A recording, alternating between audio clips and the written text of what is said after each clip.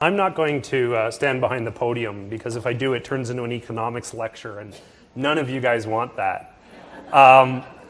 It may seem a little strange having a bank economist come and speak to you today.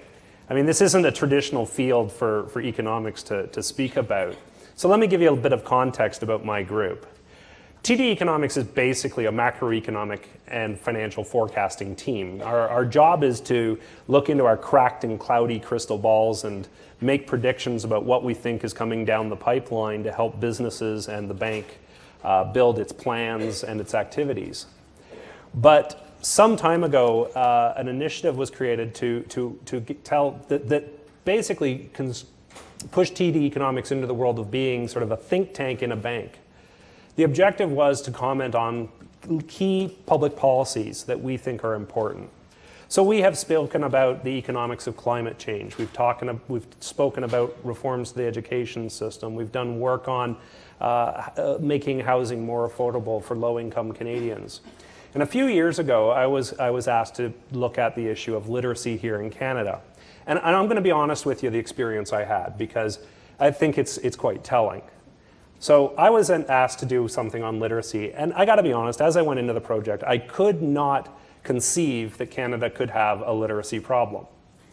At the end of the day, we are a modern knowledge-based economy with a well-developed primary, secondary, and post-secondary education system. We have a caring and inclusive society. You know, how could we possibly have a problem with something so fundamental as literacy? So when I looked at when I dug into the official sort of international statistics, what I found was quite shocking. You know, 4 in 10 Canadian youths don't have literacy scores where we need them to be. 5 in 10 adults don't have literacy skills at the desired level. And 6 in 10 don't have the requisite numeracy skills. And you can sort of appreciate that when you're a banker, you also put as much emphasis on numeracy as you do on language skills.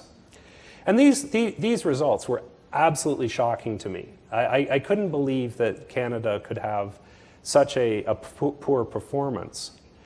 And you know, much like many of you, on weekends when I'm visiting with my friends and family, I have this inclination to tell them what I'm working on.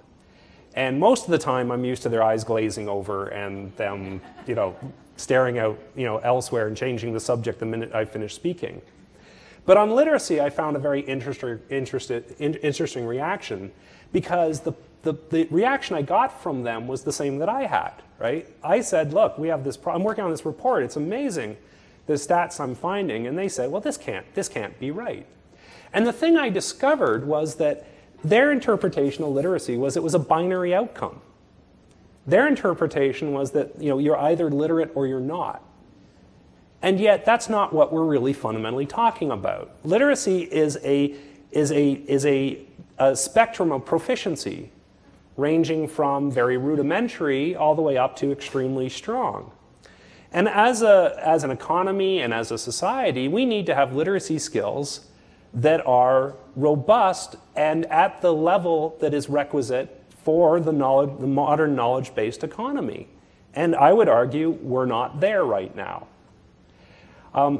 So when we actually look at what the true definition of it is, what you get is a definition that says this is a very broad concept, and it does involve a spectrum of proficiency, and it basically evolves over time. Now, how are we doing if we dig below the surface? Well, in youth literacy, we're actually doing okay on international terms, relative terms, right? We're near the top of international rankings.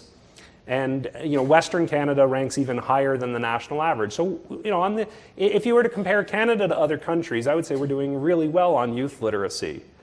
But still, I would say that 4 in 10 youths not having the level of literacy that's desirable is a shortcoming. So I think the absolute number's a problem.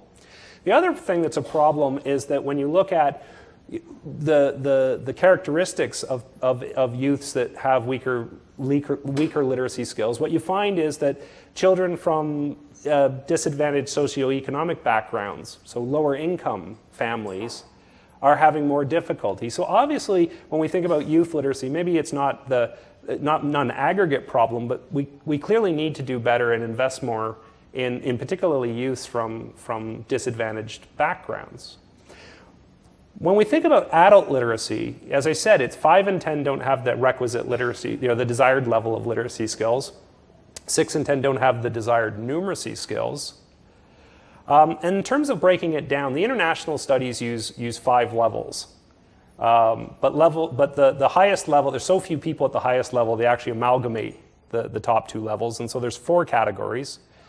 And they very creatively call them levels 1, 2, and 3, and 4. Right? So I characterize them as poor, weak, adequate, and strong. And the reason I characterize them that way is level 3 is basically, it statistically matches where you see much better employment and labor incomes in the economy. So this is what we're really targeting. So we have 5 in 10 adults that don't have the literacy skills where we want them to be. 2 in 10 are at the poor level. They're the ones we need to worry about the most. But 3 or 10 are in the weak category.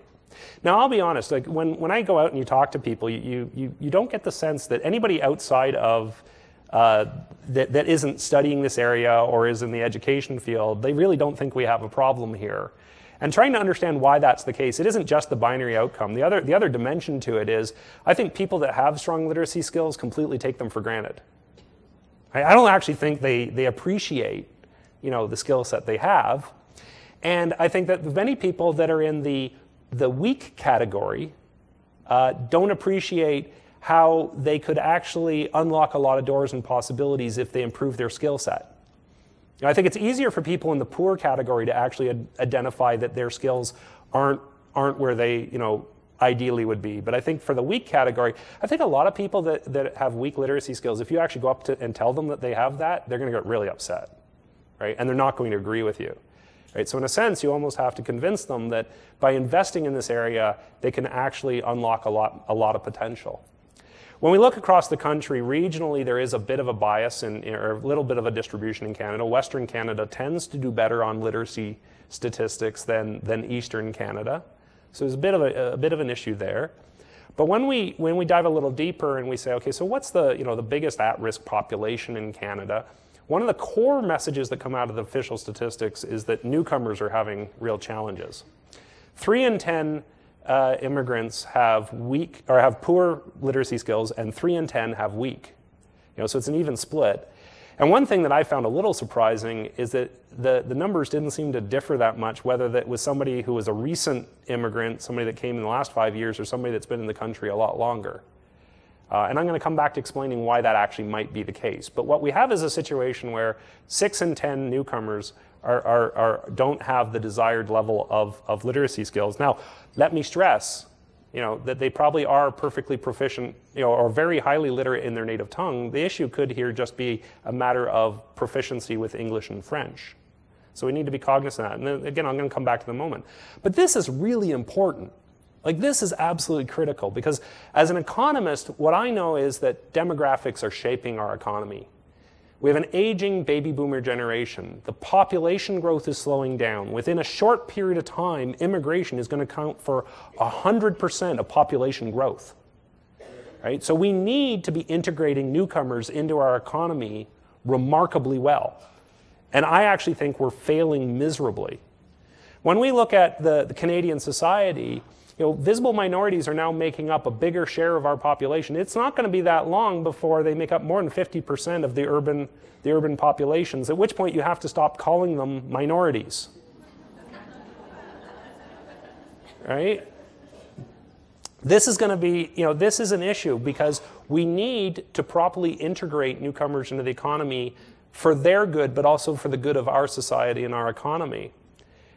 And man, do the statistics get depressing. And I'm going to apologize for that, but there's absolutely no other way of actually conveying this message. When we look at newcomers that came to Canada in 1980, on average, they would receive about 85 cents on the dollar compared to a comparable Canadian worker. In 2005, that number had slipped all the way down to around 63 cents. That's a 37-cent differential. That's enormous. And if we look at it over time, it's getting harder for newcomers to close the income gap.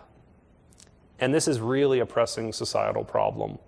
Each generation seems to be lower in terms of what their starting income is relative to Canadian-born individuals. And over time, whereas in the 1970s, they could actually close the gap fully in a couple of decades, nowadays, in a couple of decades, they basically maybe get to 80 cents relative to Canadian-born individuals. And the statistics I'm showing here are for males, but the stats don't look any different for women. So across the board, we have a growing income gap for newcomers. And from the point of view of integrating them into the economy, what we have is a situation where they're experiencing very high unemployment rates. Back before the recession hit, when unemployment was unbelievably low in Canada, an all-time low in Canada, like a 30, 40-year low, and there were labor shortages in some cities, we actually had very high unemployment rates amongst newcomers and elevated unemployment rates amongst recent immigrants. And what's really discouraging is when you look at the unemployment rates and then you separate it out by sort of educational background. Because what you find is recent immigrants that actually have a university degree have a higher unemployment rate in Canada than Canadian-born individuals that only have high school. Now, take a minute and think about that for a second. How hard do you think it is to get a good-paying job in Canada, without high school or only with high school diploma? And that's what you're talking about, is the difficulty for somebody that has a university degree that comes into the country, right? I argue that, from an economic perspective, education should provide a significant return on investment, right? We are not providing that return to newcomers that come to this country. It is a real challenge. And if we look at the income differentials, it gets really sharp. If a newcomer doesn't have a university degree, they make $14,000 on average less than a Canadian-born individual.